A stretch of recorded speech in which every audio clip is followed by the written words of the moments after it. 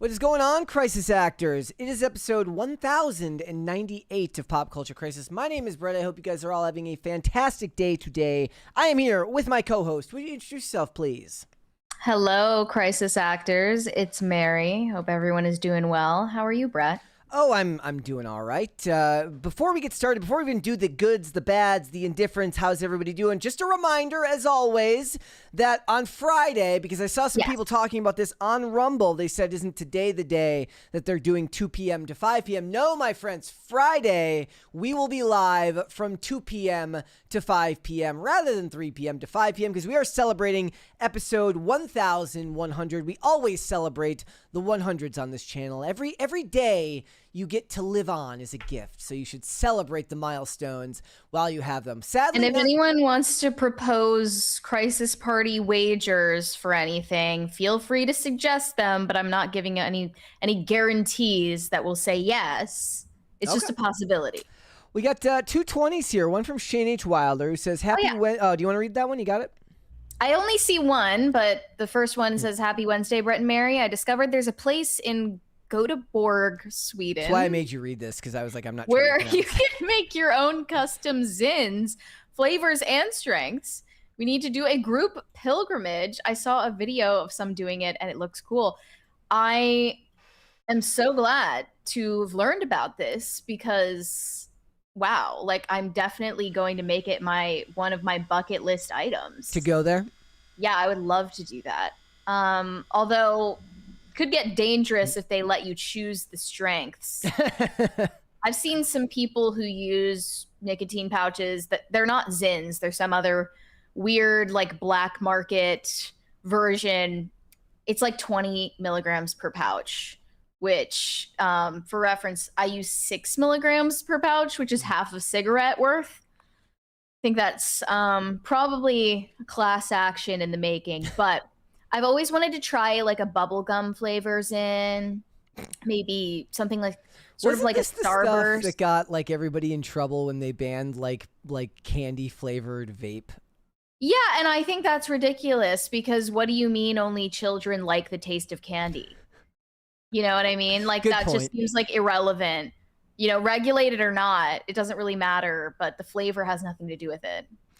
We have another 20 here from Not That John Stewart who says first, and then in parentheses, haha, Shane. Well, you're first in spirit. There you go. There you go. Guys, as always, hit the like button on this episode. Subscribe to the channel if you're new here and you've not subscribed here yet already. Remember, as I said before, Friday, 2 p.m. to 5 p.m. to celebrate episode 1100. And also make sure to check out on Saturday night at 7 p.m. every other week. I do a Discord exclusive episode. It's an hour long. We'll get into maybe one topic, maybe two topics, and then I'll hang out with you guys. We'll talk. We'll discuss things. It'll be a lot of fun, so I hope you guys will show up for that. We have another 20 here from Pop Culture Junkie. They are coming in fast today. He says, Brett, Ryan Coogler's X-Files pilot was shot on 65 millimeter. If it doesn't go to series, it may get a theatrical release. Given his smart Sinners negotiation, I bet this was part of Coogler's initial deal. I mean, that's possible, but I think the hard thing about that is that, you know, this was a property that was already owned by somebody else. Sinners, from what I understand, was a property that he wrote himself, whereas the X-Files is obviously not owned by him. But it would be interesting if they ended up releasing it in theaters. It will, of course, prove the misogyny of Hollywood if they do end up taking X-Files straight to order at Hulu after that woke Buffy series was canceled after the fact. So, you know, I forgot about the Buffy series because I think there was some situation where we were off air when all of that was popping off the most. When was that? I don't know. How long ago was that? It wasn't that long ago. I mentioned it at least one point. Look, the thing is like as great as I think Buffy is, it's like I don't think that you can recapture the magic of Joss Whedon, but I also don't think that you can recapture the magic of the X-Files, but it's for vastly different reasons. I don't think you can recapture the magic of Joss Whedon because I believe that type of humor has lived its life and now it's in these death throes where it still ends up in things like Marvel movies and just ends up annoying a lot of people because it's a callback to another time. The X-Files doesn't work anymore because there was something whimsical about conspiracy theories in the 90s that just isn't whimsical anymore. It's depressing and hits too close to home for a lot of people. So it just doesn't work in the same way. Now, granted, they could lean more into the case of the week episode structure for the X-Files, but I don't know. As much as the die-hard X-Files fans tend to be bigger supporters of the case of the week episodes, I don't think the X-Files reaches the level of prominence it did if it didn't have those first couple of seasons with really good conspiracy episodes. So they kind of go hand in hand, which is why I think that both series are kind of long past their due date. But also, the Stargate fans had their, reboot canceled on them by Amazon Prime, only to have RoboCop being turned into a TV show over there. What? Yeah. Right now? Yeah, they just announced it, that they're doing a RoboCop television series over at Amazon Prime, which ironically is right on brand for RoboCop. It's but now it's like we're living in an age where people hate robots and cops. Yeah. So... Well, it but just they doesn't make sense. But everybody's, the thing is, remember, guys, when he shoots the guy in the dick, it's going to be that, but they're going to do it to the Epstein class, as they call it. That's what they'll be doing. Oh, great. So that's a little impromptu discussion right here at the beginning of the show. We are getting off track, ladies and gentlemen. We have a bunch of stuff to get into today. Thank you again, as always, so much for joining us. What are we talking about today? Well, as the description gives you guys at the start of this episode, we are going to talk about Disney, which, despite the fact that everybody thinks that woke is back because the Odyssey is doing super well at the box office, the fallout of such movies as Lightyear and Turning Red and Luca and all of these Elio. I mean, you could go down the list. The repercussions are still being felt to this day as Pixar lays off a whole bunch of staff as Disney cuts costs in any way they can as they try to focus on quality rather than quantity in their hopes to get back to some semblance of profitability. So we will get into that discussion. We are also going to talk about the Avengers, or as I like to call them, the old Vengers, because people are shocked to this day that, Chris Evans and Rebecca Romijn, who I will always call Rebecca Romijn Stamos, even though she's not married to John Stamos anymore, they don't look like they did, in Chris Evans' case, six years ago. I think 10 years ago, if we're counting, 15 years ago, if we're counting Captain America, the First Avenger. Okay, and Rebecca Romijn doesn't look like she did 20 years ago. To be fair, though, Chris Evans is being compared in a lot of these posts to how he looked in Materialists, which came out last year? I guess. So I guess they're saying there have been very recent Juvederm developments, but we'll be the judge of that. I thought it was more they were going after Bro's hairline because they were posting. It was that, but also the puffy look. We'll get into it. Okay. We're going to talk about that. We've got a whole bunch of other stuff to talk about as well. If you're ready then, Mary, we can just go ahead and get started. Are you ready? Yeah, let's go. Let's go for it then. Guys, the Avengers are chopped. They're old and ugly and washed up. The MCU is a retirement home at this point.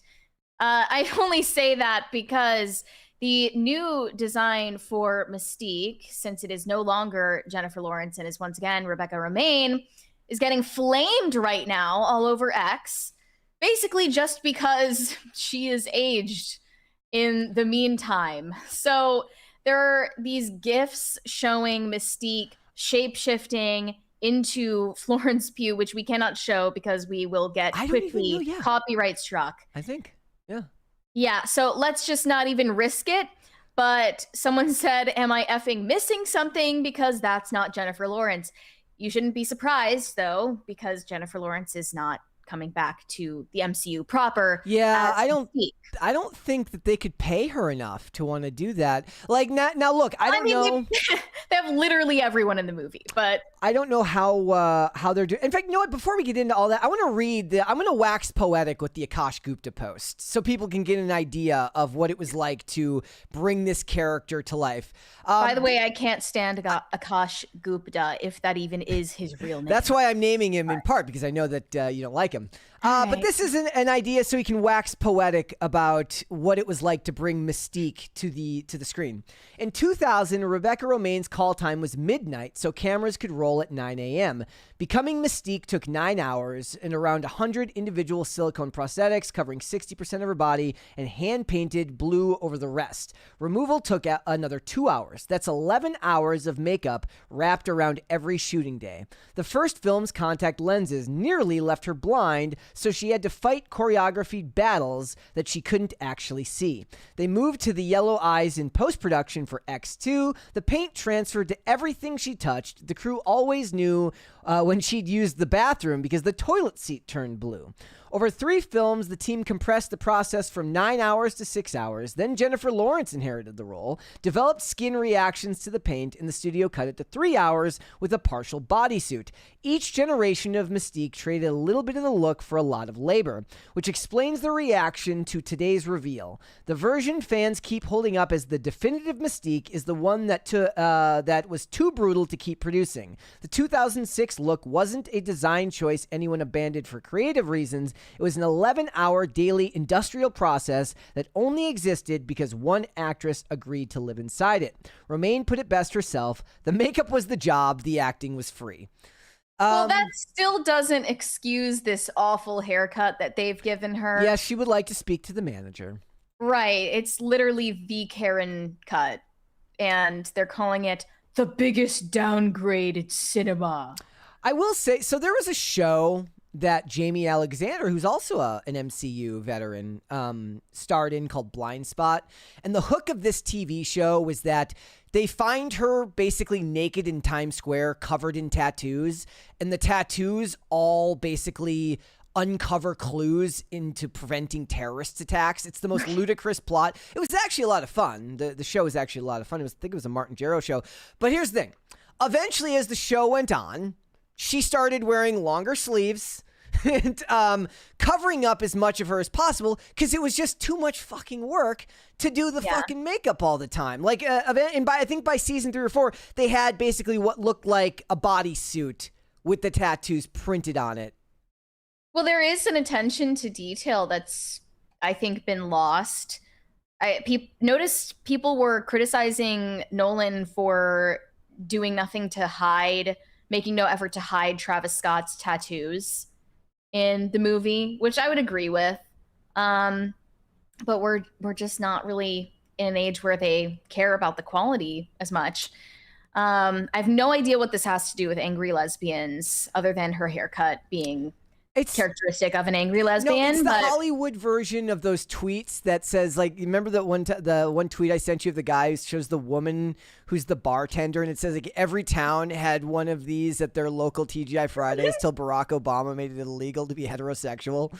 That's basically the Hollywood version of this. Oh, by the way, this was every Marvel movie before the new one, before Obama made it illegal to be heterosexual. The new one is a picture of Avril Lavigne that says this was a 5 out of 10 until Barack Obama made it illegal to be heterosexual. Every Waffle House waitress until Obama. The women, on the other hand, are pissed about the downgrade of Chris Evans.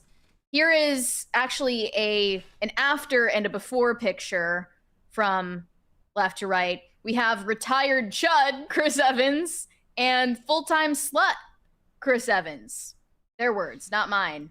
But I mean, I don't know if this is the lighting or receding hairline. He's just younger. What's going on here? I think he might have gotten some Juvederm, though. In the cheeks?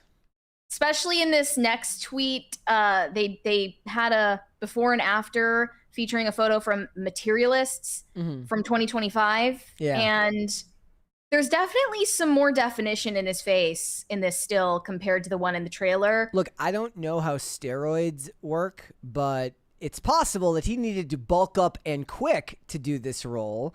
Does it puff up your And face? I don't know. Somebody in the chat, if you are familiar with how the steroids work, shockingly enough, nobody actually believes that these guys do it by eating chicken and rice and working out really, really hard. They do all that stuff, but they have to actually get some help. You think he's on steroids? I think that to get in shape to do this, he probably had to go on, whether it was Anavar, whatever it is, he had to go on something, most likely. They said, no, it's not age. He literally did something to his face. One reply said, that's a different person. That's your uncle who kind of looks like Chris Evans if you squint. So Aaron Howell in the chat says steroids can make the face puffy, but it might be more to do with his food intake. Yeah, it's all the chicken and rice from working out like Captain America. Sorry. Some people think CGI is to blame. They said Steve Rogers is blonde. Chris Evans naturally has brown hair. Also, notice the under eye area. Evans has visible lines in Materialists, while Steve looks smoother, possibly due to CGI.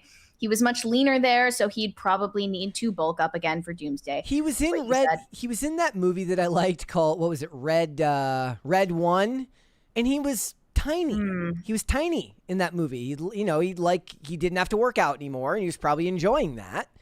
Now he has to get back in shape because he has to be Steve Rogers again. I think it might have to do with fillers, though. Maybe. We've seen actors do this before. Zac Efron is probably the most tragic example, but he came back from it. He got the fillers dissolved, and it looks better that way. Ryan Gosling also puffed up his face like crazy with fillers for a while, but he got it dissolved as well, or just let it migrate. So a lot of actors do the same thing that the actresses do, where they overfill their faces as they age. It doesn't look good on anybody. Mm-hmm. He still has like the 11 lines there. Like it's not. Wait, what are 11 lines? Totally smooth. What are 11 lines? Between the eyebrows, it's just two like parallel lines in between the eyebrows, so you can still see some lines there. Like up here? Yeah. Okay. Yeah. Okay. But he does look like a little bit doughy, and perhaps counteracting how he's bulked up the rest of his body. It's kind of indicative of the whole thing, right? Everything feels like just a little bit worse the second time around. But here's the thing. Maybe it's like you're just uncomfortable with how much time has passed since you last enjoyed a Marvel movie, and it's reminding you more of like how much older you are. So they're projecting their feelings onto these actors. I mean, they're all like, if I was the actor, I'd just be like, cha-ching, I'll smile whenever you want, because they're probably paying you a good amount to make and as for Mystique, I think they could have paid Jennifer Lawrence enough to be Mystique in this movie, but I don't think so. Really? I mean, okay, so already is that, what is it? I think they need to make $2 billion to be profitable. The other thing is, though, is from what I've seen, they're using the Patrick Stewart timeline of so the first Fox X-Men timeline, not the Michael Fassbender X-Men timeline. So it would make sense that they would use Rebecca Romijn because she was from that one, not from the later one. I don't remember if that was Days of Future Past or whichever ones those are. The later X-Men movies, when they change the timeline, they're using the first one, so that's why. So that's why she makes more sense. But I still remember articles from earlier this year where she was like bitching. She was doing her own version of Andrew Garfield when they would ask him if he was going to be in Spider-Man No Way Home, and he kept saying no, no, no with like a gleeful look on his face. She was basically doing that, where she was like complaining about how they didn't invite her back, all for this big reveal that eventually nobody cared about, except for to talk about her frumpy haircut. Do you think that means Andrew Garfield is going to be in No Way Home? Oh, you mean in Brand New Day? Or sorry, the next one. Oh, I have no idea. I don't know what they're going to do. I didn't see any Spider-Man. It's more possible that ends up happening for Secret Wars after that. I'm just saying she's using the same playbook, because all that matters anymore is that these are no longer about stories. They're literally just cameo the movie. Look at all these people you've heard of before. Aren't you excited for all these people you've heard of before? Yeah, that's kind of why the trailer fell flat for people. Meanwhile, I watched the trailer, the full-length trailer for Clayface today, and it was really good. I mean, as good as like a neo-noir horror movie is supposed to be for a superhero movie, but body horror is at least more interesting than just smash your action figures together, the movie, which again, not to become all nuanced, bro, but you can do that, but you actually have to actually tell people what the fuck the movie's about, which they're not really doing. So now confirmed, Kevin Feige is an angry lesbian. Yes, that's what they're saying here. That's the takeaway. I mean, there was a time when they were talking about getting rid of the name Men from the name X-Men when we were in peak woke. Yeah, we're definitely past that. Yeah. As a society. I mean, I don't know. The Odyssey is going to make $1 gazillion at the box office. We're going to get back to woke here any day now. Although it's hard to feel bad for Rebecca Romijn based on what we know about her. She's not an angry lesbian, but she is an angry woman. And I feel it's quite aggressive. I feel particularly connected to that now because of so if you guys don't remember, I don't remember what he actually said, so I don't want to get like misquoted, but I just remember Jerry O'Connell being on with Bill Maher and saying that on election night, he made like an offhand comment about Kamala losing and being like, maybe they should have held a primary. And she got very angry, and so did his daughters. And I don't remember what they said they did, but I feel said they became physical. His wife and his daughters became physical with him following a political disagreement. And I feel so connected to this right now because me and Olivia are watching Crossing Jordan, and Jerry O'Connell's in that show. So I'm like, I guess this was years before he would go on to be like potentially abused by a family member. So they ganged up on him. They did. All right, let's move on. We've got more stuff to get into. Olivia Rodrigo is not living up to her woke name. Olivia Rodrigo is in a brand new relationship with a finance bro, and her fans are furious about it. They call him a Wall Street power player, and they've recently been traveling together. They went on a trip to Iceland and returned to New York. There's a photo of her staring up at him in awe and amazement in the airport. And I'll say he looks better in this photo than his LinkedIn photo, which everyone is sharing all over the timeline. I'm sure he knew dating a pop star would come with some unwanted negative attention.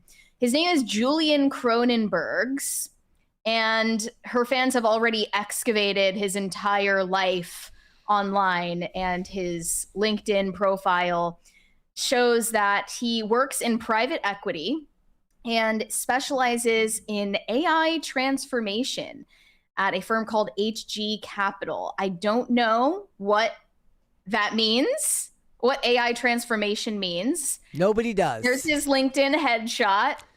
You can also see that he graduated from Brown University in 2022 and previously worked as an investment banking analyst at Goldman Sachs. My main question is, how does a guy like this have the free time to go on vacation? Working in the field that he does, that's the most puzzling thing about it. Shouldn't he be at work snorting tons of cocaine just to get through the day? Yeah, he is a private equity associate at HG Capital in their lower mid-market buyout fund called Mercury. He also was in the U.S. men's national team field hockey, for field hockey, rather. So that's what we know about him so far. This is a break from her pattern of dating fellow entertainers. She has previously been in a relationship with Louis Partridge, who was in that House of Guinness show. And I remember at the time, there was a photo of her on a date. Paparazzi snapped a photo of her on a date with Louis Partridge. where she was pulling out her Amex card to pay their bill. And at the time, I recall her fans being appalled at this. One tweet said, "Now why is Louis having my girl pay the check? Olivia Rodrigo, get up!" And some of the replies agreed with them, saying, "I'll never understand a woman who rides so hard for splitting the bill. I don't care. Argue with yourselves. At this point, I feel bad for Olivia. She deserves better." Isn't this like the original entry point for the anti-feminist debate? Right? Like, this was like the easiest argument to make when you were trying to kind of push back on modern feminism, which is the hypocrisy that you want equality in all things except for it's an a la carte menu and you get to choose where you're equal and then also choose where you're supposedly not equal, because tradition matters as long as it means he's picking up the check, but tradition doesn't matter if it means that you're going to do the dishes. Well, it's also like, it's not exactly a conversation about tradition, because dating as we know it today is a novelty in and of itself in human history, the way that couples have normally paired up. Well, no, he should absolutely be paying the bill if he's trying to court her. I'm merely pointing at this was an early entry point for a lot of people into the culture war. Yeah, definitely. I think the irony here is obvious, but Olivia Rodrigo's version of feminism is just being rabidly pro-abortion. That's her entire political platform, since every pop star needs to have one. She's dedicated a lot of her time to vocally advocating for abortion, fundraising for abortion constantly. She protested the overturning of Roe v. Wade. And she is also putting on this all-female music festival called Daisy Chain Fields, which is kind of a callback to this, I think it was this music festival that took place in like, was it the 60s or 70s, named after Lilith? Lilith Fair, yeah. Yeah. So that's her version of feminism. It has nothing to do with the way that she actually conducts herself in her private life. And I believe maybe this will be a relief for her to date a guy who has an actual job and, you know, at least gestures at being a provider, despite the fact that she is, I mean, miles ahead of him in her career. What's her net worth? I would bet she's one of the richest Gen Z musicians in existence, because she sells out stadiums. But let's check. What's her net worth? Yeah. It says her net worth is estimated between 25 and 45 million. Okay. And I mean, look, I'm guessing she is far more wealthy than this man that she's dating or any man that she has ever dated. 25 to 45 million is not the ceiling for a guy working in the field he's in, though. Sure. Yeah, definitely. Yeah. And she could be dating this guy as basically a networking exercise if she is business minded. I'm sure Taylor Swift would do the same. But yeah, they were in pictures together at the airport while traveling together. And the fans identified him and his LinkedIn account. They say Rodrigo's latest album may be full of breakup anthems, but it appears she could already be in a new relationship. If the romance rumors are true, Cronenberg's would mark a noticeable departure from her usual dating playbook. Since skyrocketing to fame, she's almost exclusively been linked to fellow stars. And that includes not only Louis Partridge most recently, but also a producer, Adam Faze, in 2021 and 22, and Joshua Bassett, who was her Disney co-star. That was probably the relationship that she could owe a lot of her success to, because her first hit, Driver's License, was about him basically leaving her for Sabrina Carpenter at the time. But yeah, this is unexpected and not welcomed by her fan base, who cherish her as this, you know, anti-capitalist, feminist, Marxist pop star. And they claim that her lyrics don't reflect the way that she is conducting herself in her real life now. There is a far stronger rate of success in Hollywood for celebrities who end up dating someone in finance or film or film funding. That's more true for actresses, though. Actresses are more likely, I think, to date men who are behind the scenes in their industry than female musicians. Yeah, but I'm guessing the principle would remain the same, that somebody who is front-facing is better off marrying and dating somebody who is not front-facing. Look at Dolly Parton, who was married to a construction, he worked in construction for 50 years or whatever it was that he did. And of course that's like a misnomer. He ran this major company, but it's always sold as she married a lowly construction worker, but that's not what it was. Well, it seems Lana Del Rey is a success story in that vein. Yep. She's with the alligator tour guide dude who, I'm sure does well for himself, but he's obviously not. Yeah, they're in a wealth gap relationship. It's rumored that Olivia Rodrigo met this man, this finance bro, through his sister Jade, who's a DJ. So they might share mutual friends, and that's how they originally crossed paths. But some people are saying this is an example of hypergamy in modern dating, which is... Wait, for him? I guess? No, for her, which is why I find it puzzling, because she is, of course, the more wealthy one in their relationship. This says this relationship perfectly encapsulates the absurdity of female expectations in the dating scene, specifically in New York City. This guy is over 6 feet, makes deep six figures in private equity, and was a college athlete. This is who a smoking hot 23-year-old megastar with 40 million Instagram followers pulls, not you.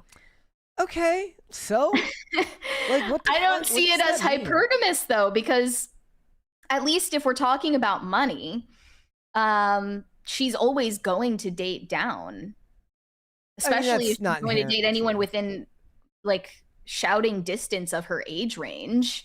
She is dating down in terms of wealth, so I don't really see it as hypergamy in that case. The point is more, I think it's more what they view as the hypocrisy of the progressive nature of her message when he works in an industry that is inherently anti-progressivism, because it's all about capitalists having wealth and property. And even if she doesn't speak on those issues directly, look, isn't she anti-communist because of Cuba?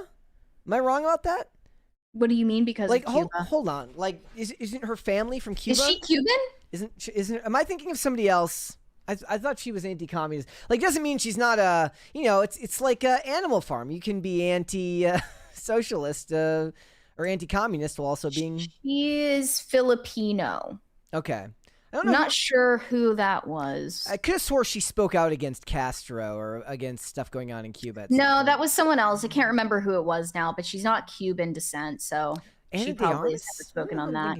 Maybe I'm Ana de Armas is Cuban, but I don't know if that's the person that you're thinking of. But the point is that, being tied to the pop industry automatically ties you to progressive ideals. Yes. And like it or not, being pro-abortion also puts you in the same category as being anti-capitalist, because it's all one big blob of values that you're forced to have because there's no ideological growth on the left. They're all kind of forced rigidly into the same box. But Olivia Rodrigo definitely gestures at being woke and criticizing the billionaire class and exploitation. She had this lyric in her song, I think called Brutal, that was about who am I if I'm not exploited? And it's apparently to some referencing the idea in Marxist feminist philosophies that women will never be liberated under a capitalist system. But she is unabashedly a capitalist in the way that she conducts herself as an entertainer and making money off of that. I think I was thinking of Camila Cabello. True, yes. Same thing. That's right. Yeah. But I mean, I'm sure this guy, when they're on dinner dates together, swirls his glass of wine and, you know, suggests that he's totally for reproductive And rights. she's just like, he likes to travel. He's worldly, and he eats at the local restaurants when we go places. You really gonna act like you were drinking sparkling water before you came out here? Yeah, so we'll see if this one lasts. At least she's not dating a fuckboy who's like a DJ. Seems like it has better odds than most of her previous relationships. Okay. All right. What would you like to see, the cringe or the cute? Let's see the cringe first. And this one is crazy. I have no idea if this is actually like real, because this whole page is someone allegedly documenting how he got fired off of the crew of a TV show. It's literally a page called Fired from TV. And people are saying it's a guerrilla marketing campaign for this TV show. I have no idea what it's called. But the bio says, follow to see how I went from production assistant to actor to fired. Finesse for the job you want, not the job you have. And this is, by all appearances, a video documenting how he tried to basically form friendships with the cast members in order to get cast in the show. Smart. Here we go. Yeah. Oh, let me read. Great to meet you. Hey, also. Great to meet you. Hey, also collar shirt. We're kind of collar shirt brothers. Collar shirt brothers. Yes. Hey. I tried one of those turkey sandwiches that you love. They're so good, and now I can't stop eating them. I guess we're like the gobble girls now, or something. Okay. Is he wearing meta glasses? Otherwise, this Yes. bullshit is fake. Yeah, for sure he is. Something. We're the gobble girls. We're the gobble girls. You're from California, right? Yeah, Oh my unfortunately. God, I'm from Toronto. We're kind of like both city boys. Yes. We're kind of the two city guys, two city boys. Are they similar in Yeah, I just think cities? so. Just cities, you're saying? Yeah. Yeah, we're both from cities. Yeah, I love that. I know. Over the next few weeks, I applied these inside jokes as often as possible. Hey, city boy, gobble girl, hey, gobble girl, gobble girls, gobble girl, shirt collars, shirt collar brother, shirt collar brother, shirt collar brother, Shirt collar brother. shirt brother, Yeah, shirt brothers. collared shirts. Collar. You're always copying me, man. Yeah. Collared shirt brothers, yes, awesome. There you are. Okay, I've been texting you a bunch. Oh, yeah. Do you guys have everything you need? Owen, did you get your coffee? Yes, I'm good. Okay. Yeah. We need to be on our phones a little bit more Okay, when sure. we're on set. Yeah, But yeah. it's also Checking fine. in. Okay. You guys are fine. Oh, thank you. so much. He said it's fine.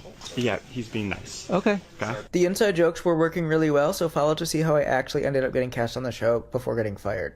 Oh, hey, great to meet you. Hey, also collar shirt. We're kind of collar shirt brothers. Collar Just shirt repeat brothers. the Yes. inside Hey. joke over and over and over again. I'm Oh, sure boy. that'll skyrocket your acting career. That was something. I have no idea what TV show this is from, like who these cast members are, Yeah. but people are saying it's a stealth marketing campaign. I don't know what to believe at this point. It definitely would not be. It would be a breach of contract to post this stuff for sure. Yeah, I'm gonna go ahead and say fake. But I don't know, like that's a very elaborate fake. Who knows? He was sneaking food from craft services for sure. He was sneaking cheese cubes. All right. This one's from Jason Martell. It says Lucy for cute of the day because she has been looks maxing and mogging the other cats since she was born. She is soon to be 6 years old. Oh, she is ascended. Yes. Lucy is mogging hard in these photos. A 6-year-old gray Giga Tabby. She's very cute. Yes. I'm happy with this. Guys, go ahead on X if you're on there. Tag me in there at Brett Dasovic. Use the hashtag PCCPets and send me photos of the pets so that I can feature them on Cute of the Day. I would appreciate it. Thank you guys so much. All right, let's move on. So back in February, Josh D'Amaro succeeded Bob Iger as the next CEO of Disney. And one of his first decisions at the helm was to fire about 1,000 people. And at the time, of course, the explanation was he was streamlining their marketing and brand organization. And that was far from the last of the layoffs. There is a new round of layoffs getting reported that occurred yesterday, and it mainly hit Pixar the hardest. So this was reported, I think, in The Wrap, and they said it was about 100, probably more than 100 Pixar employees out of about 1,000 that remained after the first round. A new round of layoffs hit Disney Tuesday morning, impacting several hundred employees across corporate functions, ESPN, Disney Entertainment Television, and Disney Studios. The California animation studio is being hit the hardest in the company's studio business, with 116 people cut, said an inside source. On the Disney Entertainment Television side, National Geographic is expected to be hit the hardest. A spokesperson said these changes are part of our continual evaluation of how we manage resources and reinvest across the company as our industry continues to evolve. Amazing corporate word salad right there. I love corporate word salad. It's giving synergy. This is expected to be the largest round of Pixar layoffs since the summer of 2024, after Inside Out 2 made a whopping $1.69 billion at the box office. The new rounds come against the backdrop of Pixar's Toy Story 5 exploding at the box office, which just cleared $957 million worldwide, on its way to $1 billion. In 2024, the layoffs were blamed on the great streaming contraction as Disney Plus eased up on its demand for new animated products from Pixar. The studio's inaugural long-form original animated series, Win or Lose, would be burned off at the beginning of 2025. The second original series developed for Disney Plus was canceled and reworked as a feature that's set to be released in 2028. This round of layoffs is partially being blamed on the perceived underperformance of Hoppers, the Pixar original film that opened earlier this year. The Daniel Chong-directed feature was a hit with critics and audiences, earning $389.5 million worldwide on a budget of $150 million. By typical Hollywood accounting standards, that puts Hoppers slightly shy of break even, although I'm sure they're understating that. Yeah, they have. It depends on whether you count marketing in there. They're not counting marketing if that's what they're saying there. Mm-hmm. It's definitely nowhere near profitability. And Hoppers came on the heels of Elio, an original film that had a troubled history and carried a final production budget of around $200 million, making just $154 million worldwide in 2025, being Pixar's lowest grossing movie since the COVID-impacted Onward. The idea is that to stay competitive in the marketplace, Pixar needs to be making movies, particularly original films, at more competitive prices. Earlier this year, under Josh D'Amero's One Disney Edict, Disney cut 1,000 employees, including much of the Marvel Studios art department, all of the AV and home video publicity divisions, and Asad Ayaz's chief lieutenant in digital marketing. At the time, Josh D'Amero said, over the past several months, we've looked at ways in which we can streamline our operations in various parts of the company to ensure we deliver the world-class creativity and innovation our fans value and expect from Disney. Given the fast-moving pace of our industries, this requires us to constantly assess how to foster a more agile and technologically enabled workforce to meet tomorrow's needs. As a result, we will be eliminating roles in some parts of the company and have begun notifying impacted employees. Next year, we'll see a single Pixar animated feature released called Gato, a painterly new movie by the Luca director Enrico Casarosa. 2028 will be an original and Incredibles 3, a highly anticipated sequel, this time directed by Peter Sohn and written by Brad Bird.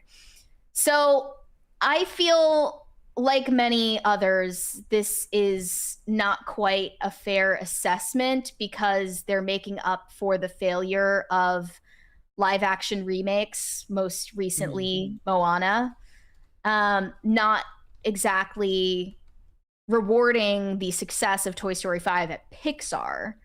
But that's also not entirely, that's not the whole picture, because if they're letting the same director of Luca have another chance at Pixar. It shows they've not learned their lessons. You fail upwards. At least Luca is actually the lowest grossing Pixar movie ever. Yeah. And that's because first they put it direct to Disney Plus during the pandemic, but when they did eventually put it in theaters, it only grossed $49.8 million worldwide. So that is still Pixar's historically lowest grossing film to date. And that they then took that director and just gave him another chance. And still, it's like this hug box mentality. Like they're just letting people fail upwards at Pixar. They need to get rid of. They should just get rid of Disney Plus. They should just license out their content to other streaming services. I know I've been reading some stuff with like Hollywood financial analysts basically saying it's a bloat, it's a weight, it's not doing anything for you. Get rid of it and license out all your titles. Especially with how much people still love nostalgia. They have an endless catalog of movies from the 90s that they can license out to other companies. And keep Hulu. Yeah, it felt like an odd decision to launch Disney Plus in the first place, because I thought, like, who is going to pay a subscription for only content that they've already seen in the past? But it was timed well with the pandemic because it came out in 2019. The pandemic happened, and then that was a huge influx of subscribers. But people are basically saying this isn't fair because they should have laid off the people responsible for failed live action remakes instead of the people responsible for failed Pixar originals. But I would say let's just throw them all out. So I was thinking about it earlier. There was a discussion being had about why they don't make enough mid-budget movies that they can release on their own. But all of these studios, because they've consolidated so heavily and bought so much IP, they have to keep pumping out IP slop to hold on to the rights, which means that there isn't money left in the budget to make small or mid-budget movies that could potentially be the next. I guess Sinners wasn't a mid-budget movie. Sinners actually cost a ton of money. I think it cost like $90 or $100 million to make, obviously more after marketing. But, you know, there's it's like because of the consolidation, the way that it is, there's no way to get back to that, even if the audiences are screaming for stuff other than slop. Now, Avengers Doomsday notwithstanding, which people do seem to be at least somewhat excited for, and obviously Spider-Man notwithstanding, this year has given them endless evidence that what people want is new stuff. It's just it can't be bad, and they haven't learned that lesson yet. That you can't just make new stuff for the sake of being new. But I don't know how they get this turned around. They've done irreparable damage to Pixar as a brand. Mm-hmm. And they're letting the same people who were part of that continue working at Pixar and making originals. Gato, I watched the teaser trailer for it. That's the one that's supposed to come out March next year. And says the logline says the story is set in Venice and follows a black stray cat indebted to a feline mob boss named Rocco, who must forge an unexpected friendship with a human street artist to find his purpose. And they mixed 2D hand-painted textures with modern CGI to create a living painting aesthetic. It kind of reminded me of the animation style of Puss in Boots, The Last Wish. Oh, well, people liked that last Which one. I liked, but it still feels derivative, and they put the director of Luca in charge of it, and I think that's a mistake. And it's one that they keep making, hence this meme I've seen all over the place. Pixar movies used to be a special event, but now there's one every 2 years about girls of increasingly specific and obscure Latin descent discovering their family's hidden ability to, like, shapeshift into furniture as some metaphor for getting fat in middle school. Yeah. They're making shit that isn't for anybody other than the director. It's too much autobiographical bullshit. Hex looked fine. I mean, it didn't look fine. It had that shit where it was framed all directly in the center and looks like it was being made for social media TikTok videos rather than for a movie. But at the very least, it felt like a more traditional type of Disney story. That's not Pixar. That's a regular Disney animated movie. But, you know, well, again, I'm not the target demographic for any of this shit, but right now, animation is working. If you're looking for a movie that's going to make you some money, they can do it. They just don't know how to do it without things that aren't sequels. Inside Out 2, Moana 2, Toy Story 5, Minions, however, not the most recent one, but what was it? Rise of Gru in 2024, Super Mario Brothers 2.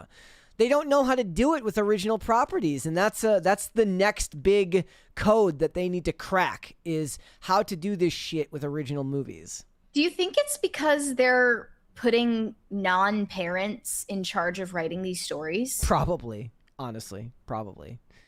Because I know we all grew up with teachers who were moms, and kids are increasingly in grade school growing up with teachers who do not have children of their own. I think that's a poverty. We have a 20. And maybe it's like partly because of that, and because these same directors, they want to self-insert into every story that's supposedly for an audience of children. Yeah, self-insert. It's this weird coping mechanism for them. Anyway, we have a 20 from Pop Culture Junkie. Brett, great minds think alike. Significant internal discussion at high levels at Disney on the future of Disney Plus. If you separate their numbers from Hulu, it's pretty bad. Hulu is the only one that deserves to exist. In a free market, Hulu's the only one that deserves to exist. I think that the viral Pixar post is mainly targeted at Turning Red, which was yet another massive failure for Pixar. And there were a lot of Pixar simps in the replies to this news. One of them said, targeting Pixar when they've been carrying Disney's creative reputation on their back is beyond tragic. That is not true.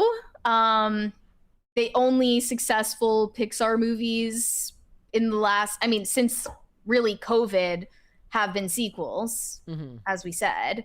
The originals are garbage. We do have another one said, Incredibles. why not lay off the live action remake department? I'm sure that's coming down the pipeline as well. They do have Incredibles 3 coming out though. In That 2028. is 2028. So next year is Gato from the Luca director, and then the unnamed original feature, which they had to slap together from a reworked Pixar TV series, which is no longer going to Disney Plus. So that's probably going to be shit. And then, in Incredibles 3 is in 2028. Yeah. And I don't even know why you would do that, because Incredibles 2 was never taken. It doesn't have nearly the reputation that Incredibles 1 does. If anything, it's the opposite. Well, I'm going to see how much money Incredibles 2. Well, I'm sure it made a lot of money at the box office, but it's not remembered fondly the way that. No, it's not remembered at all, is the thing. Okay, Incredibles 2 grossed $1.2 billion. Yep, I knew it broke $1 billion. So, again, if anyone's wondering why they continue with the sequel slop, it's because it's all that makes money for them. Yep. Thank you. Thank you.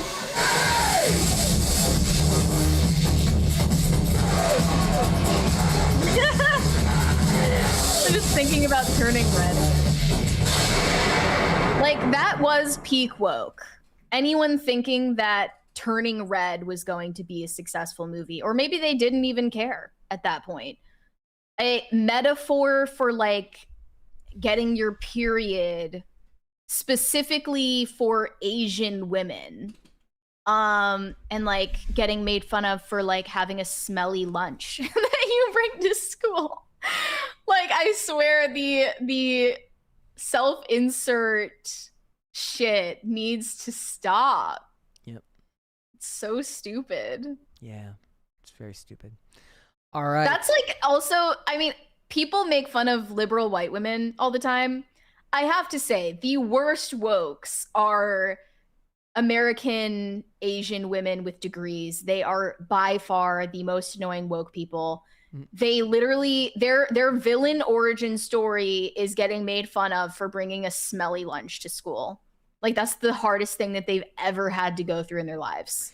And then they're going to make a Pixar movie about it. And we have to clap. When I make a movie, I'm going to have a montage of people cold calling me on the phone, mispronouncing my last name.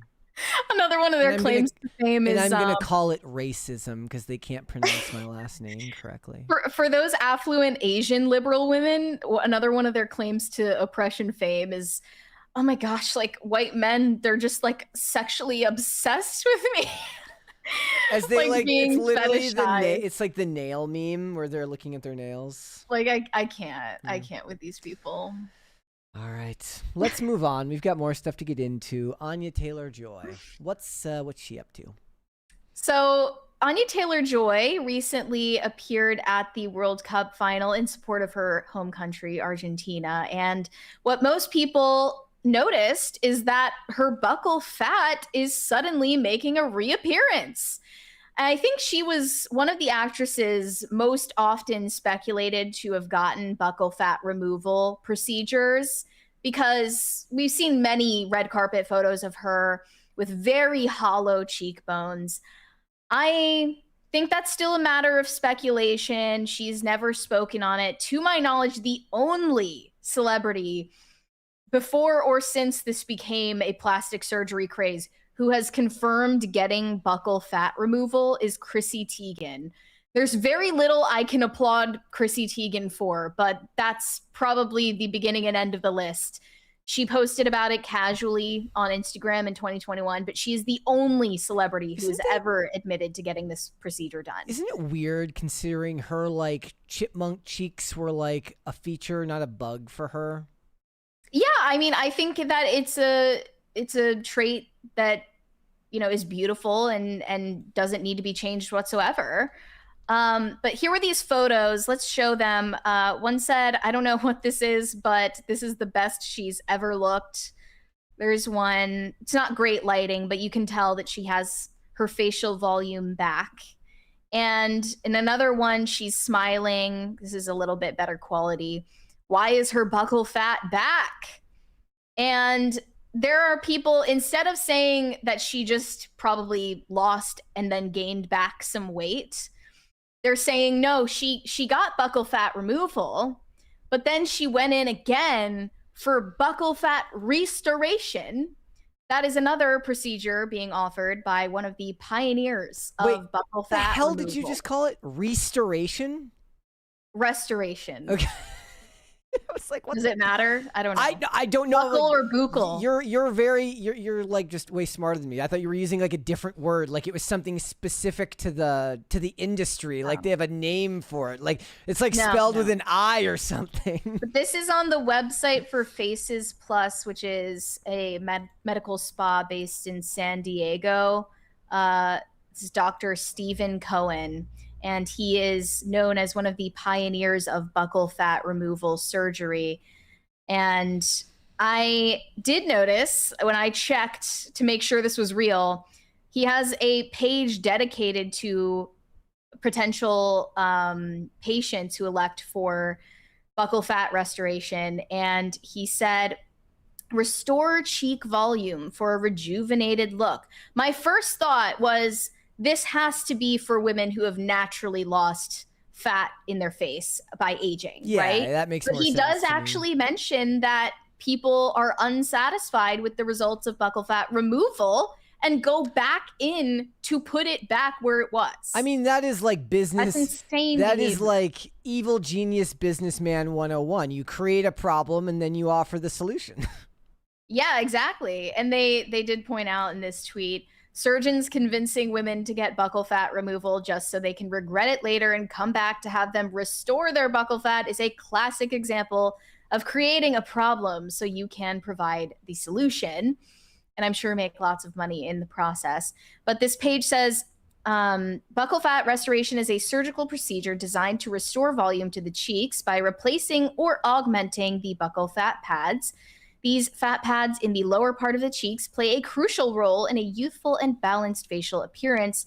Losing this essential fat with age or after buccal fat removal can lead to a hollowed, gaunt appearance. Dr. Stephen Cohen, a pioneer in facial plastic surgery, developed an advanced technique to restore facial volume. It's a relatively simple but highly effective plastic surgery procedure, especially for patients who have undergone buccal fat pad removal and are dissatisfied with the results. Cohen, who developed this restorative technique, offers a solution for those experiencing age-related hollowing or regretting their decision to remove buccal fat. At his state-of-the-art plastic surgery center, he provides an opportunity to restore the natural fullness of the cheeks while still achieving a sculpted and balanced look. I personally don't think that Anya Taylor-Joy got buccal fat removal in the first place. What do you think? I know happened, nobody likes that take. I think it's the unpopular take to say that someone didn't take Ozempic or didn't get buccal fat removal or Botox or lip filler or whatever it may be. But there's a little bit of a conspiratorial side to these conversations. You can see other pictures of Anya Taylor-Joy from the same day at the World Cup where, from a different angle, you could say that she had buccal fat removal. Yeah. I think some of this is just natural. You've had photos taken professionally, right? Have they ever, okay, so you go and get headshots taken, right? And they run pressing the button, right? They tell you to make different faces and you do, and then they run through them with you, and your face looks drastically different with very, very minor changes to your expression. Or the lighting. The lighting. So using one photo as evidence either for or against is not exactly the most scientific method for such a thing. Yeah, I don't know why people are so emotionally attached to the idea that someone got a certain procedure or not, or took Ozempic or didn't. I mean, what do you mean? You're never going to know the answer. Well, I can tell you the reason for the Ozempic one. The Ozempic one is because society has lost all faith that people can do anything on their own, and they want to assume that people take the easy way out of all things. Now, the guy side of that is usually to do with the actors who bulk up to play superheroes, right? It's like, oh, Hugh Jackman got down to 2% body fat or 4% body fat and got dehydrated so that he could play Wolverine and all that stuff. And then somebody comes in and says it's steroids. Well, these days it's so normal now that people are like, so what? I don't care. Like, you still have to do the work. Like, just taking the steroids doesn't actually make you grow the muscle. You have to actually do the work to grow the muscle. So for women or the people who lose the weight, they say the same thing about Lizzo when she started losing weight because she denied being on Ozempic, right? And people would rather marry themselves to the idea that she did take it because they don't like her, and they're using the idea of her cheating as an extension of their dislike for that person or celebrities in general. It's a moral thing for is. them. In regard to plastic surgery, the old adage is you're not ugly, you're just poor. Yes. Because all of these people, they wouldn't be beautiful if they didn't have millions of dollars to spend on all of these procedures, getting stuff done, getting stuff undone, nips and tucks all over their body. Bella Hadid is one of the examples that's most often brought up because she actually has gotten extensive plastic surgery. She's totally unrecognizable from her former self, and she's been in the public eye since before she had any work done. I think her mom allowed her to get a rhinoplasty when she was still a minor, which I think is insane and should be illegal. But she's another one who's allegedly a patient for buccal fat removal, as well as Khloe Kardashian, Jennifer Aniston, even Zac Efron, Megan Fox, Demi Lovato, Margot Robbie, tons of examples. And the only person who has openly admitted to getting this done is Chrissy Teigen, like to date, which is crazy to me. Well, it's eventually will that eventually become normal, like the Kardashians talking about how much all the plastic surgery operations they've had done? Remember that? Well, that used to be like something you would be applauded for, right? I guess like being authentic and real by telling everyone how fake you are. I guess like Alex Earle is specifically like lauded for her transparency about the work she's gotten done, and Kylie Jenner as well was suggesting that's what I mean. the doctor who gave her a boob job. She was like giving him a free shout out on TikTok, and everyone was like, "Wow, she's so real for that. She's for the girls." Yeah. And I mean, that's a very low bar to be praised for telling people to get plastic surgery just because you did. I mean, that's. I mean, I'm assuming their logic. I'm assuming their logic behind that is she's being honest with us and vulnerable, and that's supposed to be something that you champion. She's lauded for being open about something she was insecure enough to have work done on. I suppose. I mean, still, it's just a very low bar to clear. Yeah. You know, when she said in the past that she would never let her daughter get the amount of plastic surgery and procedures that she's gotten done, but she's happy to encourage the peasants to follow in her footsteps, right? Mm-hmm. It's a different story when it comes to her own tribe. But I think in Anya Taylor-Joy's case, she probably never had this surgery in the first place. She maybe gained... She lost and then gained back like 15 pounds, and people are acting like she's an entirely different person. It makes a difference. People leave comments now saying that I'm on Ozempic, which I appreciate, to be completely honest. So that it's like, what do you even say to that? It goes to your face. It doesn't matter if you say you didn't take it. They're just gonna believe that you did anyway. Yeah. Because it's some sort of way to like grandstand on people who actually try to improve themselves.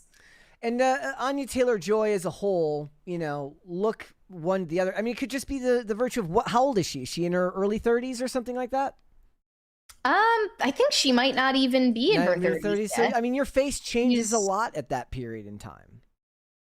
Yeah, she's 30 as of last year. Yeah, it's just hard to discount entirely, because Hollywood, being a cosmetic industry, gets sold a bill of goods from a young age that you want to prevent the aging now, so you better start doing the work now. So it's no longer the type of thing where it seems inconceivable that somebody in their late 20s would get a bunch of plastic surgery, because they're sold these things as a form of preventative care. Well, the buccal fat removal is an odd departure from that, because your face will naturally hollow out as you age if you just leave it alone. But people are kind of fast tracking that process because they think it makes them look more angular and striking. But that will naturally happen if you leave your face alone anyway. And then I guess in Hollywood, you turn 35, as Margot Robbie, you know, did, and then people will accuse you of getting those procedures anyway. Yeah. And they accused her of getting on Ozempic after her pregnancy, which, you know, is possible, but I just don't believe that that's the real story. All right. Let's move on. We've got more stuff to get into. Billie Eilish thinks you're a bad person if you don't homeschool your kids. Yes. Hot off of telling people they are bad people for eating meat because you don't really love animals if you're not vegan, Billie Eilish is now facing backlash for saying that parents who don't homeschool their children are lazy as F. And these are actually quite old comments she made back in 2019 in an interview with Pitchfork. And by the way, she was 17 years old at the time. So let's cut her some slack. But at the same time, I must acknowledge she still to this day puts her foot in her mouth in every interview, similarly grandstanding on other unimportant issues like being an angry vegan. The vegan thing was literally like just a couple of months ago that she said, you know, it's wrong to eat meat and you don't love animals if you eat meat. And people were like, this just sounds very out of touch and elitist. This is Billie Eilish in the Pitchfork clip. Let's play that. Here we go. I grew up homeschooled, stayed homeschooled, never was not homeschooled. The thing is, like, I still learned everything, you know, but I learned it in life. You know, I learned, like, how to do math by cooking with my mom and seeing how many halves are gonna make this amount. You know, how are we gonna, if we double this recipe, how many more do we have to put in this batch right here? And so that's how I learned math. And then I learned like how to build shit from my dad. What I'm saying is like I learned shit in life. I didn't have to like, because I feel like when you're sat down and somebody's like shoving things in your throat, you're not gonna wanna eat them. It's like everybody forced everybody's kid to eat broccoli, right? Nobody likes broccoli. But maybe you weren't forced to eat broccoli. You're like, shit, this shit is good as hell. With some butter. I mean, there's a lot of ways to do it. I think some people do it the wrong way, which is just like, makes your life horrible and miserable and boring. And that's mainly because of your parents. Oh, I thought you were saying people were doing broccoli the wrong way. Never mind.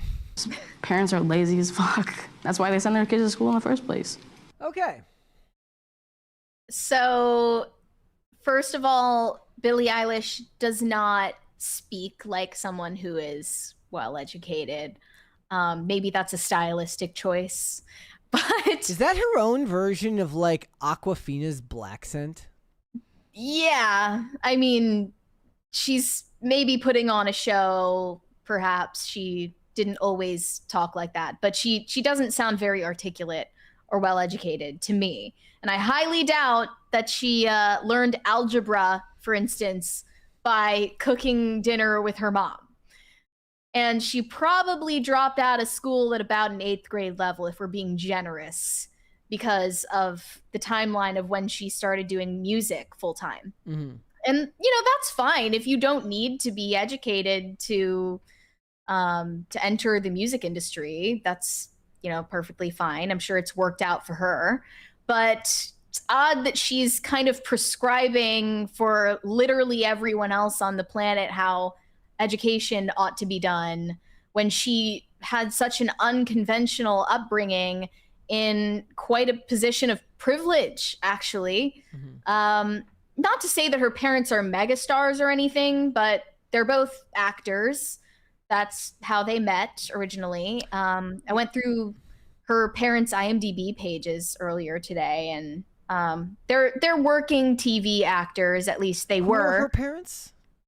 Maggie Baird is her mother. I saw credits for guest parts on The West Wing, The X-Files, lots of things. And her dad, Patrick O'Connell, also had guest appearances on The West Wing, NYPD Blue. Lots of, like, he also had like a guest part in Iron Man in 2008. We have 20. Don't think it's showing up for me yet. I got it. From Pat the Plumber, he says, I went to school with a girl who had a birthmark on her nose. She looked like Rudolph, only purple, and the doctors wouldn't touch it until she was 18. This was the 90s, though. Wow, how times have changed. Yes. But yeah, I mean, her parents definitely needed the flexibility of homeschooling their kids in order to work in their industry. And, you know, they probably gave her and her brother stickers instead of grades as they continued their homeschooling journey. But she's basically saying that your parents are lazy if they didn't homeschool you.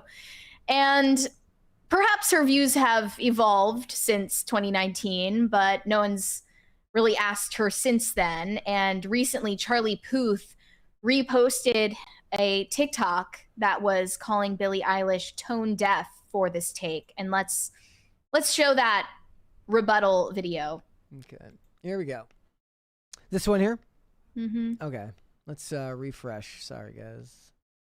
Child, watching the internet fall out of love with Billie Eilish in real time is crazy because this is all her own doing. Like, she's the one who's holding the pistol to her, like,